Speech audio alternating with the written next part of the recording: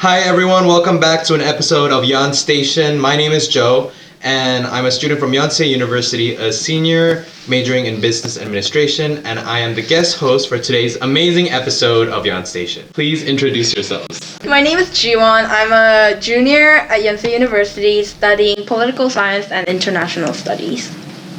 My name is Jan Park, and I'm currently a rising senior and I'm majoring in international studies and has CDM. Okay, so before we start yapping, let's start with today's podcast episode, which is...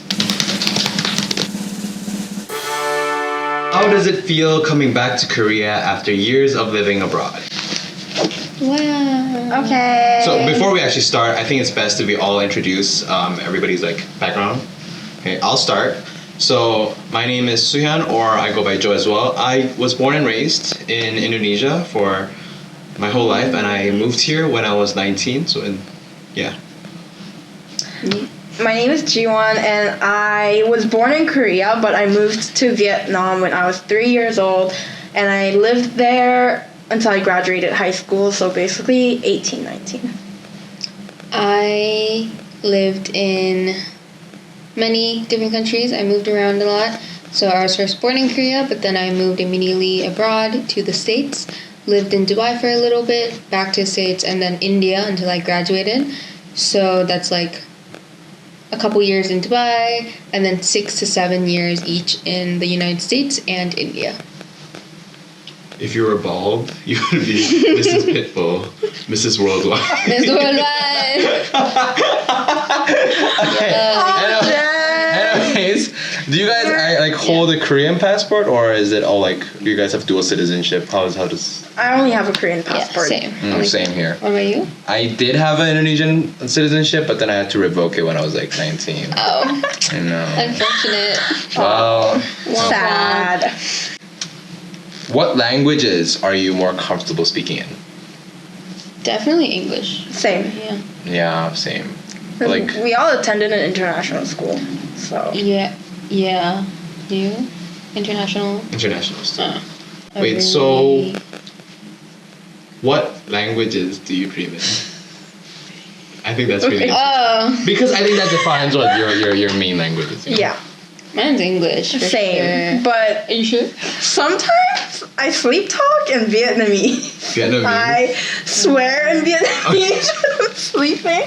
We need to put footage of Apparently, footage your sister takes. apparently I point at people when I'm sleeping and yell at them in Vietnamese. Are you channeling your inner Vietnamese? She wakes up and she's Wait, okay. Do a quick Okay. skit for us. You know? I've never seen myself sleeping, okay? But my sister told me I would go am I làm gì ạ? What does that even mean? Hey yo, what are you doing? Hey yo, bro. Hey dude, what are you doing? Oh my god. You know what? I actually have a really funny story. When I was back in Songdo, apparently I sleep talked in Indonesian.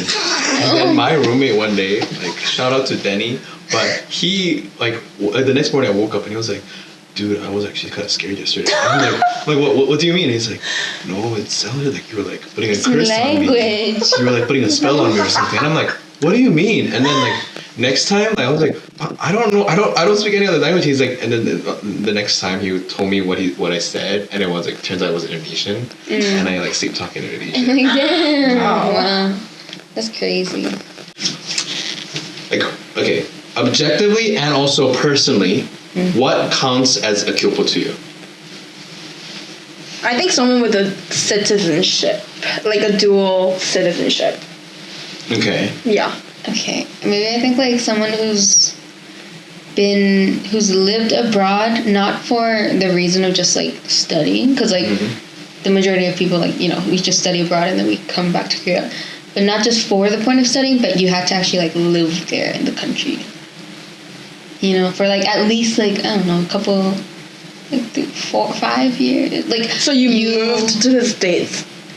You live there because you actually had to you go for your family or something like that. Not just boarding school or something.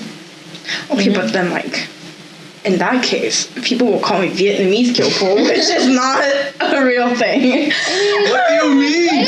You just insulted all the Vietnamese. No one in Korea says If Vietnamese anybody wants to know what her name is, it's Jiwon, and we're canceling her. Yonsei. You cannot just say that they Okay, don't so you exist. people Wait, say like, do you not- Indonesian Kyopo. Have you ever heard that? I'm pretty Like people sure. go like 미국 Kyopo, like American Kyopo. It's because they don't even know where Indonesia even is. I'm being. Bali. Yeah, they only know Bali. That over there is our Bali producer. Kyopo. She's directing our and producing. Moderating us. But yeah, the only way I can actually tell people like where I lived in is like, oh, the place where the Bali is, and they're like, oh, Like, oh my god, there. yeah, Indonesia. yeah, nasi goreng. Nasi goreng. Yeah, nasi goreng. Okay, yeah, sure. But I mean, no, but like Kyopo, I feel like Kyopo sometimes people like interchange it between Kyopo and then Taegungmin. Yeah. Because like true. technically, I think the definition of Kyopo is like someone who lives abroad, like someone who like goes to another country that lives there. But then some people like say, because I've heard, I don't know about y'all, but like people tell me I'm a Kyopo.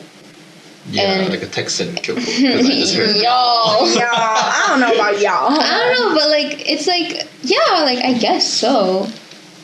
Like I am technically a Kyopo, I guess, but I'm also a Taegungmi, so like that's like interchangeable. But I feel like in like terms of like dictionary definition, it's not really Kyopo. Like I'm not a Kyopo in the sense, I guess, because now I'm living in Korea, and so it's like. You know what, guys? We just don't know. Okay. So basically, like the actual definition of kyopo and the difference between kyopo and taegungmin is that kyopos have an intent of living there in a completely different country. They literally immigrate outside of Korea, and they have their whole life in like a foreign country. That is considered as kyopo. But taegungmin is like people who leave the country for one particular reason, like for example boarding school or like work, but then they have the long-term intent of coming back to Korea. Is there a certain stereotype of kyopo that you would like to address? Ooh. I think Controversy. I'm gonna be really honest. I think the stereotype of kyopos are like, I'm gonna be honest, like Jay Park, Jesse, like those are just Yeah. Like, I feel like they created the stereotype Yeah. of Kyopos Yeah. in They Korea. love hip hop. Yeah. Like in And the then, entertainment industry, it's just like they do try to like mix in Korean and their English. Like they dress talk, kind of differently Yeah. too. Makeup, fashion. they're like their way of saying things is like a little English. Yeah, Yeah. I think the original kyopo, to be honest, was like do you know G.O.D? Oh yeah. He was like the pioneer Yeah, of for kyopo. sure. Mhm. Like he Oh my would God. come in and he would make them. He actually, I feel like, discovered Konglish. Yeah. Deadass. He would just be like, "Oh, 안녕하세요, brothers." You know, like Yeah. very like just like 반갑습니다. cement. 저기요. Yeah. Do you have a podcast? I feel like they have their own podcast. Who? Like the celebrity kyopos. They They have do? like a Right? YouTube Like, yeah, channel. Eric, no, that's what. he Yeah, I was hosts just the thinking. podcast, Julie yeah. Amber. does too. Oh yeah, Yeah, he does it too. Amber from FX. Yeah. Like, who's that guy? Park something. Oh no, Kim Park. You literally said every family surname. And you're like, who's that guy? Pagushik, Yushik, Kimushik. Chilshi I love him. from Parasite. He used to Yeah. live in Canada. Yeah. Why is everyone from Canada? Yeah, Yeah. exactly. Canadian actor. Oh, I he's, think they're like the biggest producers. he's of written K-pop. Yeah. as Canadian Yeah. actor, not even Yeah. Korean. Wow. There actually is a lot in Korea. Even that guy from, oh my god, what's that group called? They're a boy group. They do a lot of acapellas. They're really good at singing. The Stray Kids, the No, Japanese. they're older. They're older generation. There's like five Who members. is this? Henia? B2B. He told me, yeah, he's also. Oh, yeah, 맞아, yeah. 맞아. But do you think your experiences are kind of similar to theirs, though? We just get. I don't know. I feel like it's different. I feel like it's Guys. also because in this place that we are in and where they are, they were sort of not forced, but it is like they're in the Korean industry. So they had to sort of Yeah. come into the industry more to fit in the standards. But then while we're in Yonsei, they have like, we have the Underwood International College, so there's like a large community of international like people, like the international community in terms of foreigners and then overseas Koreans. That's pretty big. So I feel like in that sense it's sort of different because we were able to come into Korea and join this community within Korea that had like people who had similar experiences as us, while they had to sort of fit into the standard pretty fast because it was a part of their career, you know. So, do you think you look or act different compared to like native Koreans? No. Oh, actually, Yeah. I feel like I look Korean, but my like the way I dress or the way I do my makeup is definitely different. Oh yeah, makeup. Oh, yeah, makeup. So You many know what? people called me out my on God, my let me makeup, get into and I it. get so annoyed from it. Like I got so many comments like, oh, like why do you put your eyeliner? Like why do you wing it up? I'm like, Oh. is that not normal? And they're like, you need to bring it down and make it more like thin, So light, and like it's a brighten thing in your Korea skin. to make your skin Yeah. brighter. But like they're like, why is your foundation so dark? Like why do you use this, that? I'm like, guys. Sorry. No, I Oops. think the 3 indicators of knowing whether a person is Kyopo or just And lived Korean abroad. Or is something. I think the fashion, Yeah, fashion. the makeup, Yeah. and this is gonna be really weird, but like the smell. The what? The smell. That's gonna I've never heard of that before. Imagine just walking around, No, someone's like, okay. hey yo, how you smelling? That's a Kyopo. Someone just smells you, they're like, you're from abroad, aren't you? So Whoa. basically, I worked in a Korean company for a year. Okay. Okay. And before I worked there, I used You're to use smelling like people? no, I used to put perfume on, but they were like they're like famous like outside of Korea. Like they're really strong perfumes like Chanel and like, Versace and stuff like that. And then I think a week in, I kind of got like a lot of people were like saying, "Oh my God, Joe, your perfume smells too strong. It's giving me a headache. No. Please spray a little bit." And I'm like, Really? yeah, I got used to it because like everywhere What if it's outside just for you? 19 years. No. It's just Listen, you and your company. You're No. the outlier. so everybody did have perfumes on, but it was like a little like softer Fainter. perfume. Oh, Yeah. actually, like Right? the strength of the smell. Yeah, Yeah. so what I had to do was I had to get a new perfume.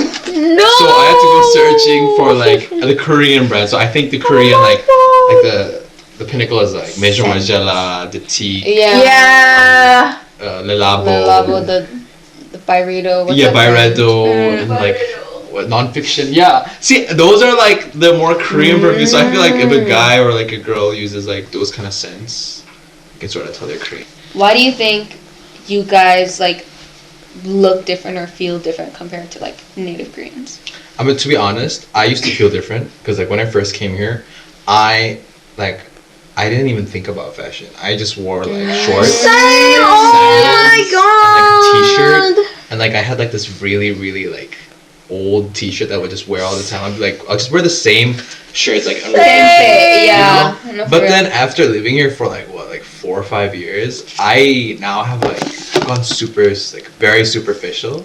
I've been so materialistic. Like even like whenever I go So on fashion trips now, focused? yeah, I'm like, oh, this is just like a fashion fit.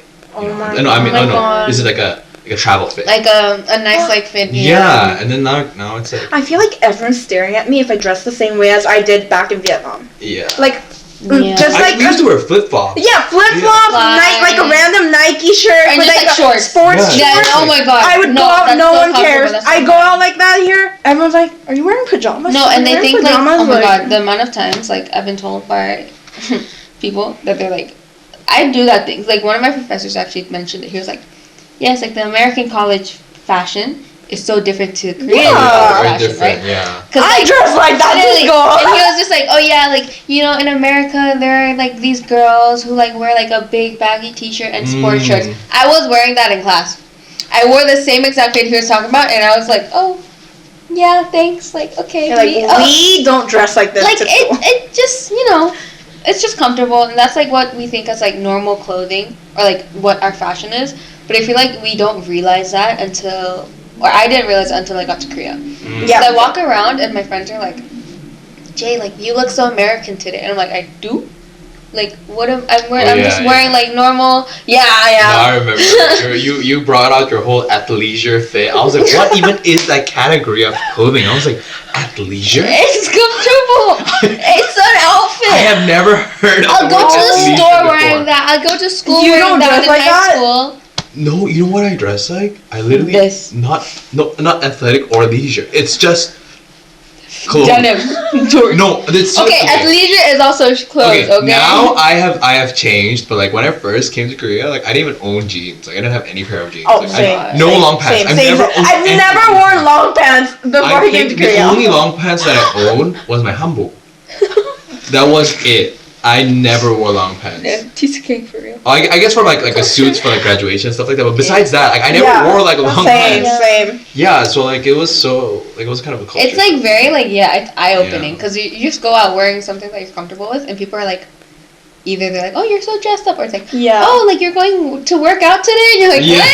what? I'm just I am chilling. No, but I think Korea does like this thing where they kind of force you into having a fashion. Yeah, definitely. I think it's low key, like facts, but also I think it's good because like now, like, I mean, I have like you get into fashion. It's true. like you look good. It's You interesting. style yourself. It's nice. But it's a very expensive hobby. Yeah. I'll say that. It's Very such an expensive. hobby. I wish I'd never gone into this. But yeah. What are some of the social norms in Korea that you have adapted to? For example, taking off your shoes before entering a home, which is I think that's just every Asian house, come on.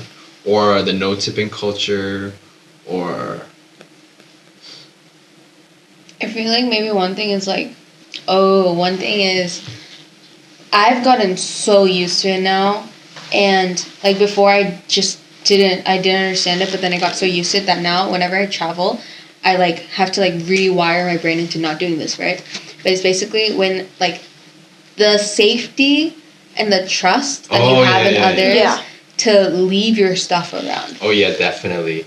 Like I think that's actually crazy. Like just if you actually like think about it, it's insane how like I would be studying at a cafe in Tongdo or such, and my friends and I would be studying, and then we're like, oh, do you wanna go grab like dinner because we're so hungry? Like we were there for like 4 hours, and then you just leave your stuff. Yeah. And then leave your laptop you leave on your the laptop, table. your phone, iPad. laptop, Kinda whack if iPad, you think about charger, it. everything. You're literally leaving your entire Apple ecosystem No, on a literally. seat Yeah. just because you want to save a $5 seat. Yeah. Like you can just buy another coffee or anything, but you just And you just save it because you know that like it's not gonna be taken. Yeah, it's crazy. No The one amount takes of it. time, like it's actually like you come back, and I know that it's like a given. That's like it's like people sort of take it as a given. It's like, oh, let's just go back. Our stuff will be there. Yeah. But if you really think about it, if you're gone for like an hour and your stuff is still there, that is like unheard of in any other country. Actually, I think I'm too used to that. Yeah, same. it's actually scary to a point because I think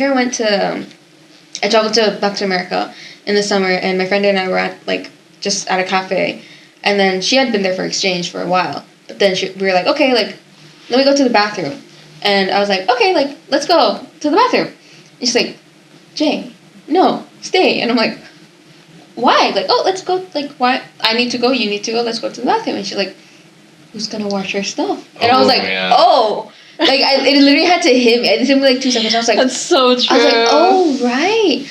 I should sit down and watch your things while you're in the bathroom, and you watch mine when I'm in the bathroom. And it's like, I'm like, just rewired, bro. It's pretty nice. Also, there's a crazy number of convenience stores in Korea. True, yeah. The unmanned one too is really crazy. And they sell amazing food. Yeah. You can eat a whole meal there. Facts. Like they sell like ingredients for cooking and like just like everything. I've seen them sell What convenience stores potatoes, have you been to? onions, They potatoes. have like bananas too, but which is strange because you know why? They sell the bananas wrapped up in plastic. Plastic, one by Or, like, one. no, they have It's like crazy They have like because- the fruits like peeled in a plastic cup. And Boiled Imagine eggs. if fruits already had an extra A skin, protective layer that would hold it from other outside stuff. But no. you have to wrap it up. I think one other thing that came up to my mind was the late night like culture. Oh I yeah, think it's actually that was the something next great. question. It was like, what's the difference between like the cultural outgo, like the going out culture, yeah. the nightlife basically. Yeah, because like in terms of like social stuff, we can get to that later because that's pretty big too.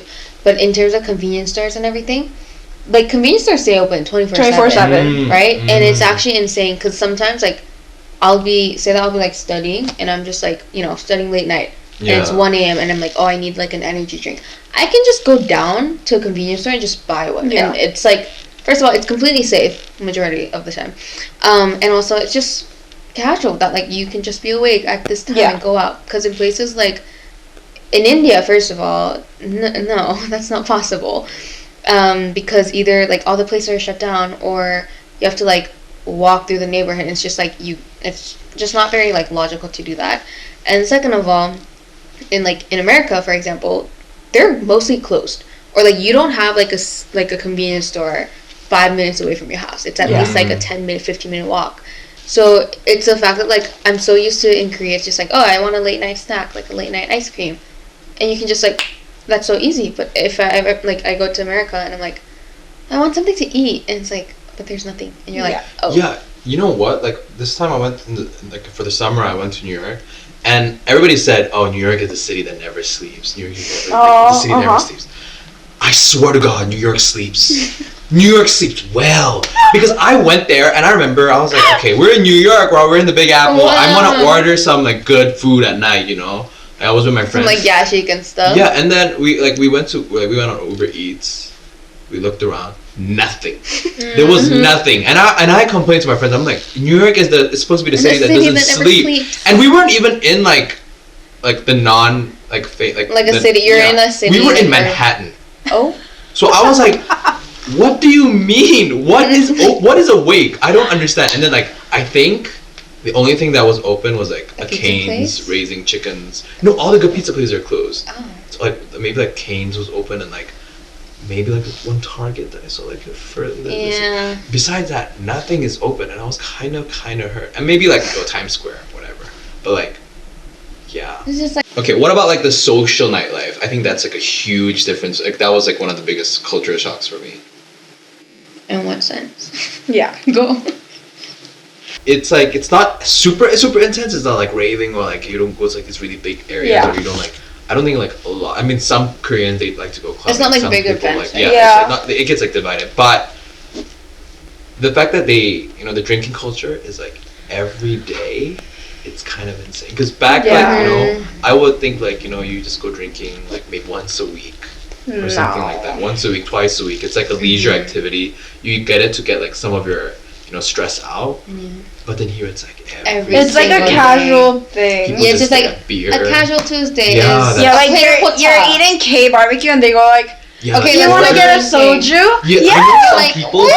I know some people who can't eat like barbecue without a beer. Yeah. Or like chicken. Chicken with beer. Barbecue with beer. I knew they had the culture, but I know it was this intense. And it's not even just like, it's not even like that one community of drinkers. It's like, it's actually like everyone has that idea of like, oh, like when I eat, oh, it's getting late. What's that? And it's like, oh. Yeah. It's very intense compared to like other cultures. I think that was pretty it's interesting. Like drinking is just into the culture. Okay. Is it hard to find people you can connect to and build friendships with? Yeah. Yeah. No. Not really. What about you? I think too. Yeah. I feel like all of my friends are specifically like Chilean. Very like there's like a specific but I feel like in that sense, like like if you find that community, then like like you can connect so easy. I mean, but like it's such a small community. Yeah, like I connect really well with other Chilean, but like I can't really connect to like Korean students, like Koreans who grew up here. Like I just kind of feel like really difficult and like kind of stressed to like I don't know, like just be around them. I'm worried like I'm gonna make mistakes or say something wrong that might offend them culturally. Like I don't know. I just don't get. Actually, I want to change my answer because now that I think about it, like recently, like I've had experiences with like like native Koreans who like completely grew up here. I think a lot of them are like chill. Like I've been able to connect with them. I feel like the best way that I've sort of like either through like a club thing, like because I've definitely met some like native Koreans that have like I'll have a complete like we have completely different backgrounds in terms of where we lived or like how like what we studied, etc. But I feel like it's hard to get past it. Like it's definitely scary because at first I used to be a little intimidated actually because I always thought that with my slightly awkward Korean or my like if I don't understand phrases, I would always like sometimes I ask my friend, like sometimes I ask Jiwon, and I'm like, what does this mean again? Like what? Yeah. And like the fact that if I had to meet native Koreans alone, it means that I would either be lost or like I would have to ask, and that sort of intimidated me because like I was like I don't want to ostracize myself or make it so obvious that I have such a different cultural background. But in that sense, I found it that like once you get past those borders and you find like a common ground, then you can click so well. And honestly, I think like right now I do have a close knit group of friends that are like everyone is majority is all Jaekookmins or international students, and I do find like comfort in them, and I'm very much close with them. But there has also been a certain group of like Koreans or people who have different cultural backgrounds than me that I've been able to get closer to, and it's helped me sort of get into the Korean culture and like the humor or like top is like it's helped me adjust for sure. And I feel like you just need to like sort of get over that like fear a little bit to sort of help yourself grow and develop as a person. Yeah, for me it's like I don't know. I can't really judge an entire like group of people just from like a few experiences I had. So like at the start it was a little more difficult to make like native Korean friends because like I feel like there's always this small divide, especially like in language too. Like I think it's very important because like some humor like it just does not translate. Like it just doesn't translate well. Like just like even like some Korean words don't even translate to English. Like the other chi, inyan, all of this stuff. So I think it really depends, but like at the start it's kind of difficult, but then later on I think I got a little more comfortable. As the longer I live here, basically. Yeah.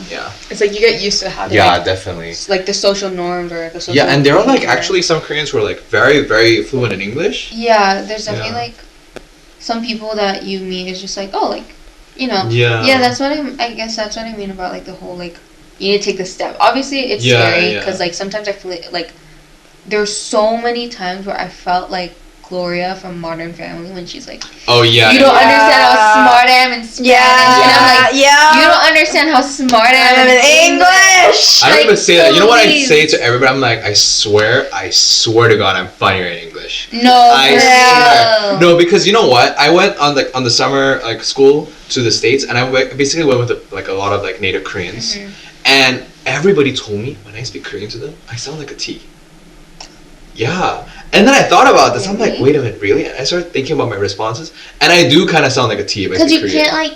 You can't bring the humor. Yeah, and like hard. I'm very like colder in Korean. Yeah. Like, for me, it's like I don't know. In Korean, I feel like my thing is get the message across very quickly. Yeah. Don't like waste time or like words. Just get it across very quickly.